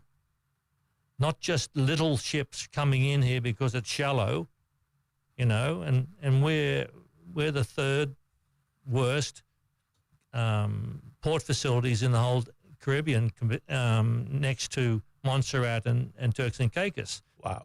Everyone else, we're the most affluent, but everyone else has a better port, protected port and harbour, and we have our challenges here, but we have to improve what we've got and work with what we've got and think beyond our lifetime in our planning. Despite our affluence, despite our self-proclaimed intelligence, we are still behind the 8 ball in terms of the Caribbean region, where everyone else, all of our competitors, our brothers and sisters in the region, have acknowledged the importance to survival, to their economy, and to your point, building for the future. You're correct. You can't do this by staying where you are. No. By the way, I did get a text around 5:21. It says, so true. Port development is critical infrastructure for growth and sustainability. So sad people don't get it. They don't get it. You chatted with us a little bit off the air in terms of, the Cayman Islands. And again, I want to stress to the public the privilege that we have to have you here in the studio, Mr. McKenzie. And again, this is particular because this is someone that has over 50 years in the industry. He's not just talking about something he learned or studied. He's actually participated in the writing and the research that went in to all of these documents as we talk about the potential for cruise. And I think I want to stress that because I think that credibility lends a lot to this discussion, and we're gonna carry it as far as it can go when you're gone, of course. And he has the empirical, unadulterated evidence to back up every single word that he has shared with us in studios. And again, I'm sorry, it's not you saying it, I'm saying it. So, you're not being political. But certainly, contrary to the naysayers, the environmental warriors and the retirees who want things to remain the same, simply cannot do. Their claims of environmental damage, their claims of destruction to 7 Mile Beach, their claims that the economy will suffer are all lies, myths, and they are not based on any fact that they can support. And just to give you one, just yesterday we had a gentleman that called the program, and again he was, and not to highlight him, he's not the only one. He was reiterating the comments that he has heard, which is about sand drifting from the south, and therefore it appears potentially causing a problem with 7 Mile Beach. I, based on my research, was able to talk about Richard Seymour, but we have in the studio a gentleman there that sat across the table from Mr. Richard Seymour, Dr. Richard Seymour. And again, that's the sort of level of credibility I'm talking about. But I just want to ask you, during the break, you talked about a benchmark that we were using here in Cayman. Tell us a little bit more about that. Well, when they did this study here before COVID for the cruise port, Twin Piers, cruise port, expansion of the cargo port, it was all one project. When they did that study, they looked at all the other islands and they looked really closely and carefully to St. Martin. And St. Martin became a benchmark study because they looked at the spend rate per passenger head in St. Martin, which was around about $70 or whatever dollars per head. And then what happened after they built 2 piers. So they have a perfect example of the difference in the spend rate, and the spend rate doubled.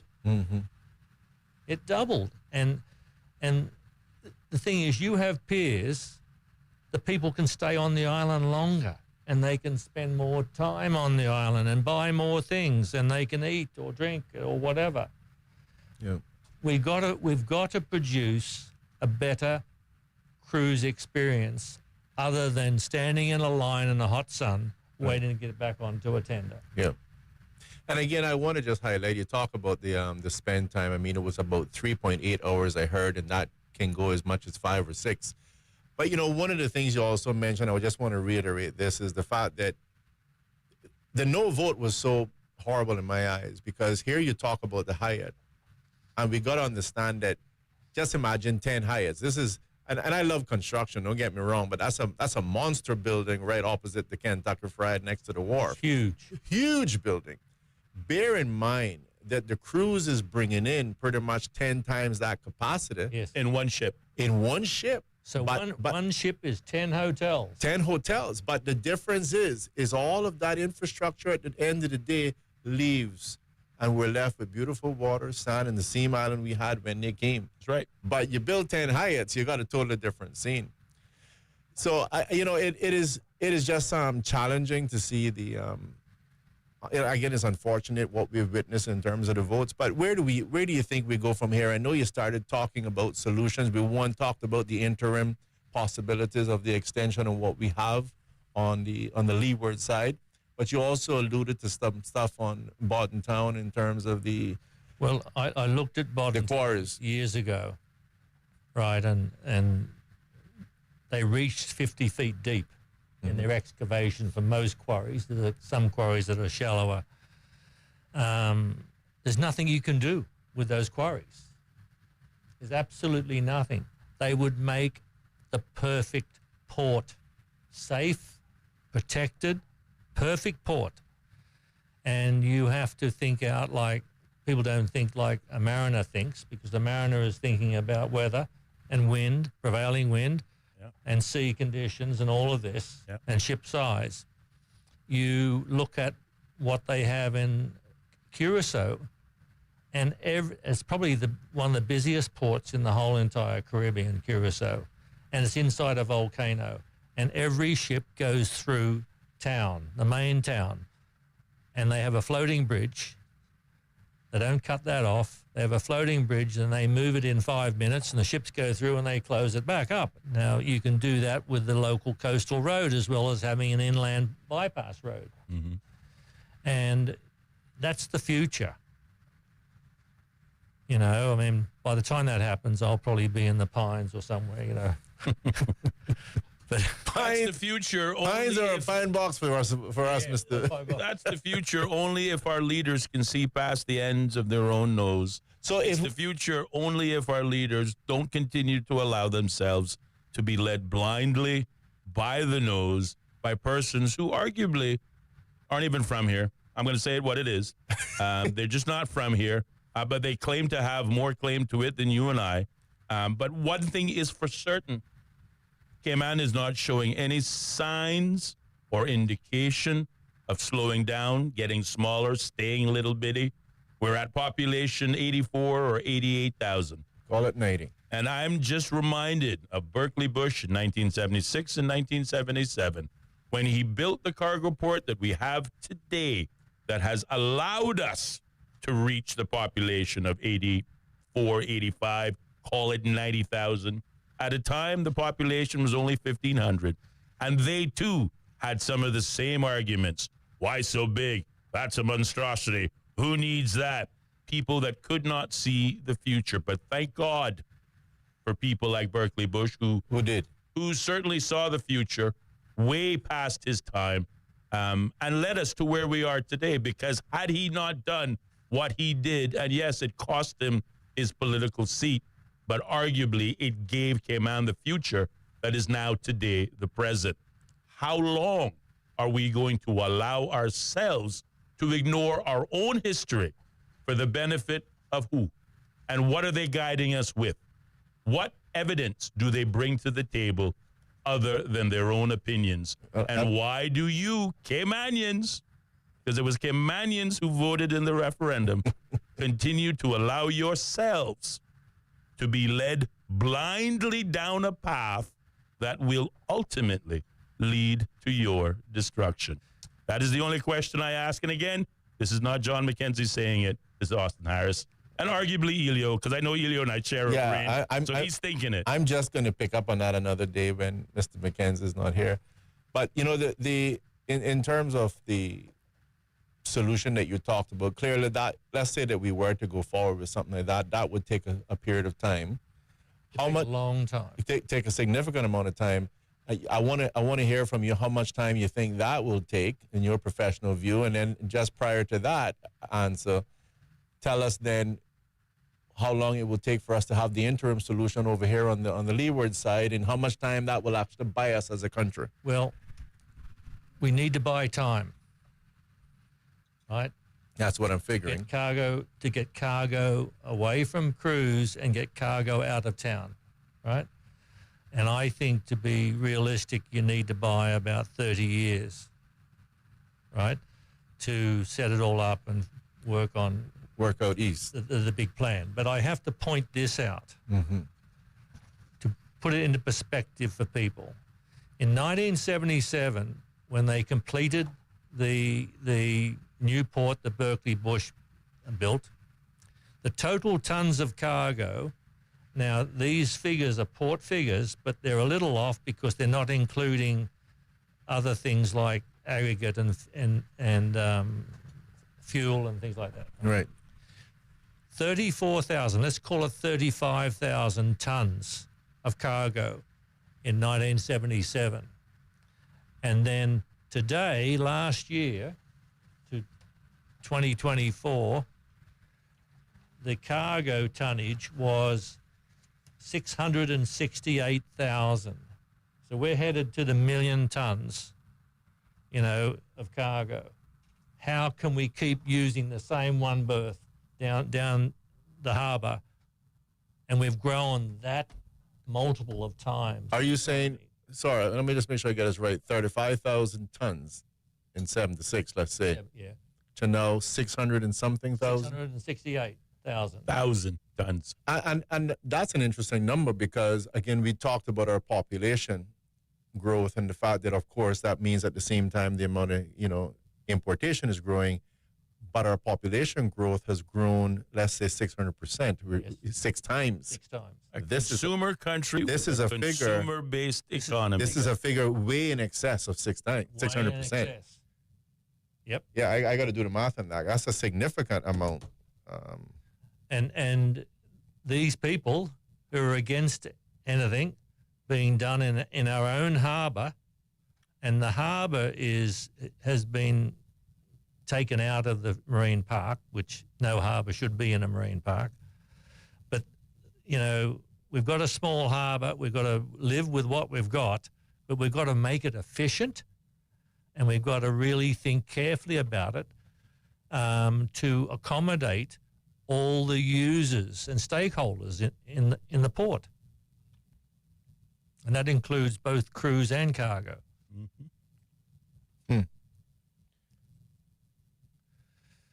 I'm looking up to see if I can get this percentage because that is a significant amount of growth. It's a huge amount of growth. And I think that's key to point out as well, because persons might think that it's kind of, directly linear, your population's grown 6 times, so your importation has grown 6 times, but that is definitely not the case. All right, I got a computation going on with us, a crunch. So either way, we're at just about 6:24, just about 6 minutes left here in the studio. It has been an awesome discussion with Mr. John Stewart McKenzie, again, who we're thankful for him coming in and sharing all this knowledge and expertise. And I think we should definitely have you back at some point, as perhaps definitely when we want to delve in more into the solution of the situation.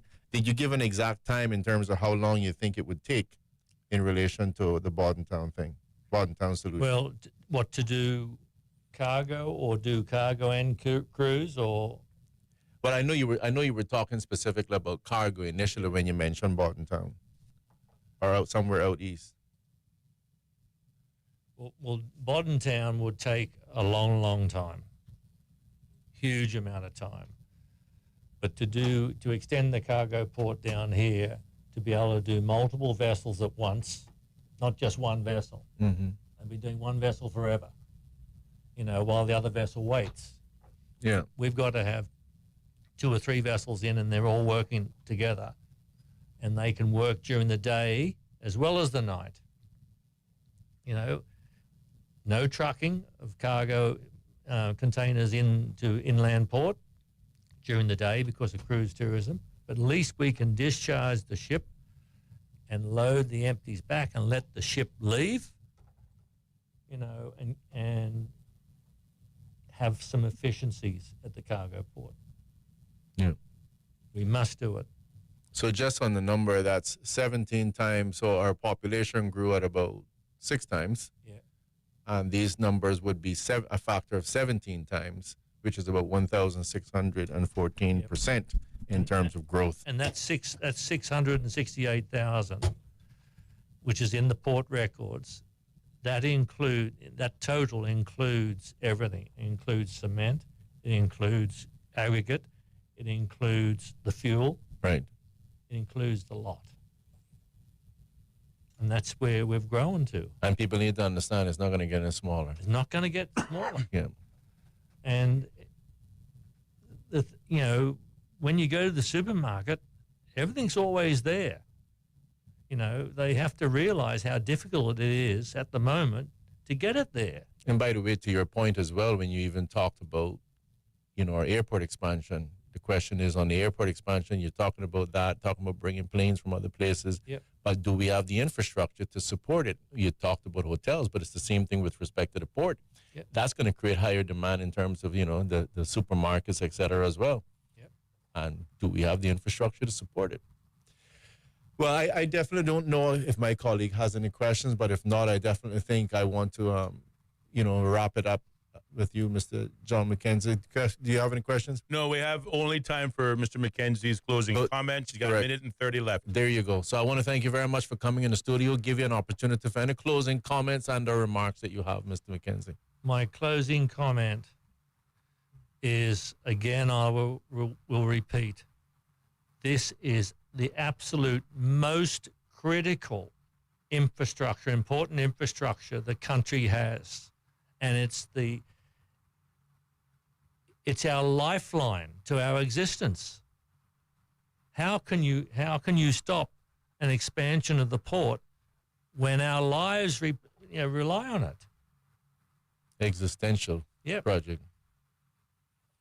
Thank you very much, Mr. John McKenzie. Great. I'm going to call you Dr. John McKenzie soon. I want to thank you very much for coming in the studio. How much time I have then, Austin? You have 45 seconds. 45 seconds. So again, ladies and gentlemen, I want to thank Mr. John McKenzie for coming in, for sharing his knowledge and experience, not on things he studied, not on things he's reviewed and just heard about, but things he was actually involved in documenting and doing the research. And we're forever in your debt in respect to that, and hopefully we'll have you back in the studio at some point. And for you, ladies and gentlemen, I want to thank you very much for tuning in. Hopefully you enjoyed the discussion. And, of course, tomorrow, we're also going to be having in the studio, continuing our candidate forum. We're going to have Mr. Leon Gold, who ran in Red Bay, and hopefully you'll join us for that as well. And, of course, make sure you join us on Thursday as well for Austin and I dissecting this issue to infinitum. Thank you, Ellio, and thank you, Austin. The home of the BBC World Service, the most trusted news source in the world. This is Bobo 103.1. The following commercial messages are brought to you exclusively by Stingray Media. Shirts, pants, or linens. When you want them clean, just drop them off at Island Cleaners.